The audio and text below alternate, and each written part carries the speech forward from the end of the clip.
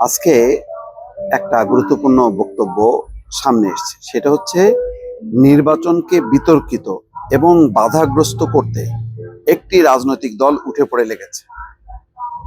তারেক রহমান যেভাবে ব্যাখ্যা করুক না কেন, বিষয়টাকে একেবারেই উপেক্ষা করার মতন না।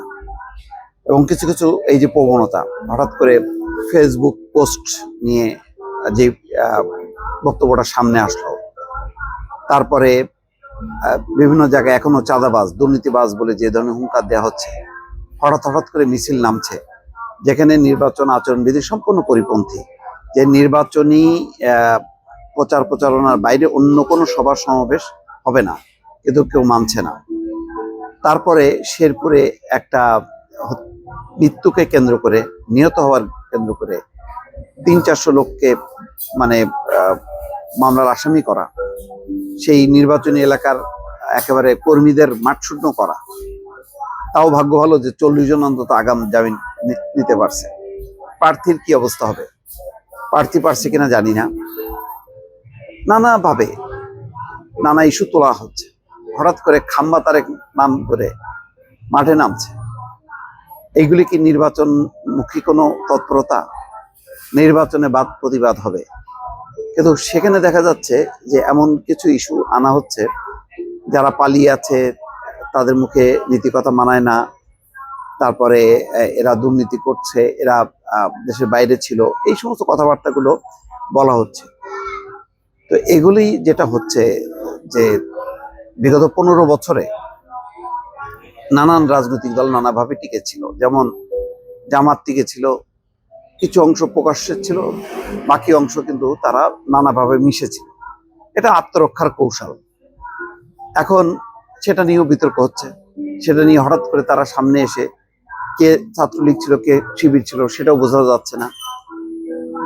নির্বাচনকে সামনে রেখে নারীদের বিষয়ে যে বক্তব্য রাখা হচ্ছে, নারীদের গায়ে হাত তোলা হচ্ছে, বলা হচ্ছে, বিষয়টি কি সেরকম?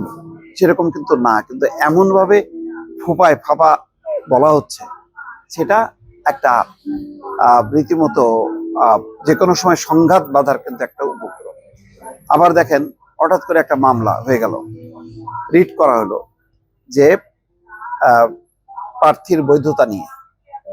ঢাকার একটা গুরুত্বপূর্ণ আসনে প্রধান প্রতিদ্বন্দ্বী সম্ভাব্য বিজয়ী প্রার্থীর ব্যাপারে যদি এখন মানে বৈধতা তোলা হয় নির্বাচনে মাত্র 10 দিন আগে, এগুলি বোঝা যায় যে বিতর্ক তৈরি করার অনেক রকম পায়তারা। কয়দিন আগে দেখেন কুমিল্লা 4-এ মঞ্জুল হাসান মুন্সি নাই, শেষ মুহূর্তে নাই, তাহলে বিকল্প প্রার্থী দেওয়ারও কোনো উপায় নেই, আসনটা ফাঁকা গেল।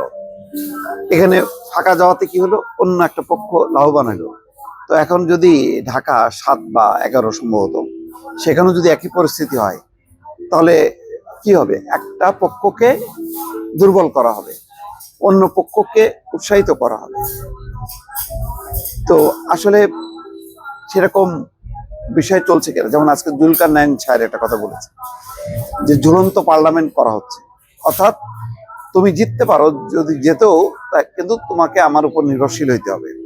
এমন একটা অবস্থায় যদি নেওয়া হয়, তাহলে স্থিতিশীলতা আসবে না, যেই লাউ সেই কদু হবে। তার মানে এত সংগ্রাম কষ্টের পরেও যে পরিস্থিতিটা তৈরি হবে, তার মধ্য দিয়ে মুক্তি আসবে না। অর্থাৎ একটা শক্তিশালী পার্লামেন্ট যদি না হয়, শক্তিশালী বিরোধী দল যদি না হয়, তাহলে মানে কার ভালো হবে? ভালো হবে পতিত আওয়ামী লীগ সরকারের। তারা আবার দলে বলে চলে আসবে, এবং সেরকম হয়তো একটা রাজনৈতিক বাস্তবতাও তৈরি করা হচ্ছে, যাতে এরকম একটা পরিস্থিতিতে আওয়ামী লীগ আসতে পারে।